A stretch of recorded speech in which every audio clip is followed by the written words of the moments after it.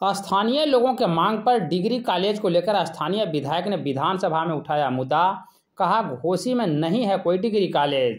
दरअसल घोसी में degree college नहीं होने का मुद्दा स्थानीय विधायक रामबली सिंह यादव ने विधानसभा में प्रश्नकाल के दौरान उठाया, जिसमें अध्यक्ष से घोसी में डिग्री कॉलेज की स्थापना की मांग की।